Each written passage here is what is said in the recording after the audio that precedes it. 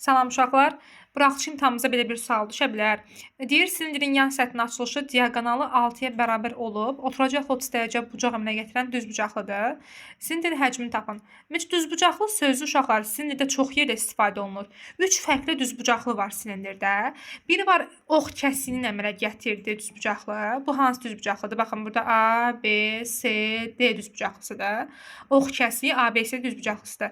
Biri var, desin ki, məsəl üçün, tərəfi uzunluğu 6, uzunluğu misal üçün uşaqlar 6, eni də 5 olan düzbucaqlının kiçik tərəfi ətrafında fırlanıb əmələ gələn düzbucaqlı. Burada artıq kiçik tərəf ətrafına fırlanıbsa, kiçik tərəf sənin hündürlüyün olur, böyük tərəfin radiusu olur.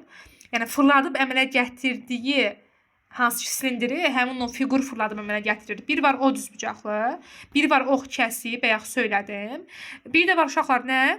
Silindirin yan səthinin açılışından əmələ gələn düzbucaqlı. Üçüncü düzbucaqlı burada əmələ gəlir.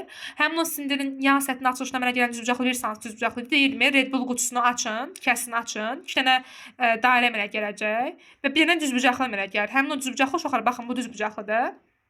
Və onun hündürlüyü yan səthinin açılışına əmələ gələn düzbucaqlının hündürlüyü uşaqlar ilə konusun hündürlüyündən bərabərdir. Yəni bu haşların hər biri eynidir. Həmçinin bu da haşdır. Və bu düzbucaqlının yan səthinin açılışından əmələ gələn düzbucaqlının aşağı uzunluğu isə bu n-dir, bu uzunluqdur. Aşağı uzunluğu isə uşaqlar sizə verəcək bax bu çevrənin əhatəsini. Yəni çevrənin belə deyək uzunluğunu. 2 pi-dir çevrənin uzunluğu. İndi sənə bu haqda məlumat verir. Bax, bu düzbucaqlı haqqında məlumat verir ki, deyir, həmin o yan səthinin açılışına əmələ gələn düzbucaqlının diaqonalı 6-dır. Dəqiqə, açıqlarını dəyişək. Diaqonalı bizə verilsin 6. Bu 6-dır. Mənə deyir ki, oturacaq 30 dərəcə bucaq əmələ gətirir. Bax, bu bucağım mənim 30 dərəcədir. Və deyir, silindirin həcmini tap, pi-ni 3 veribdir. Silindirin həcmi üçün bax, görə sənə nə lazımdır? V bərabərdir, S oturacaq, vur H. S oturacaq pi r kvadratıdır. Vuracağam h-a. Demək, uşaqlar, h hazırda əslində 90 var, 60 dərəcəli bucaq var. 30 dərəcəli bucağın qarşısında duran katet hipotenuzun yarısıdır. 6-nın yarısı, hündürlüyün uzunluğu sənə verəcək 3. H-ın uzunluğu 3-dür. Pi vurulsun, r-in kvartı vurulsun 3. Bir dənə radius lazım uşaqlar.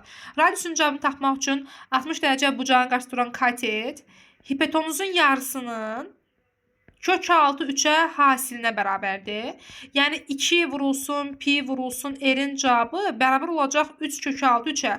Və pi-nin cavabını sənə misalda verib ki, pi-nin cavabı 3'dür. Olacaq 2 vurulsun, 3 vurulsun, r bərabər kök altı 3 vurulsun, 3 unutdum. 3'dür. 3'ləri getdik xısar uşaqlar. R-in cavabına qalacaq kök altı 3 bölü 2. Apar burada r-in yerinə kök altı 3 bölü 2 qoy. Pi-nə yerinə həmçinin 3 qoya bilərsən. Misalın şərtinə verilibdir sənə. 3 vurulsun. Radiusun yerinə kök altı 3 bölü 2 qoysan, olacaq kvadratı. 3 bölünsün 4.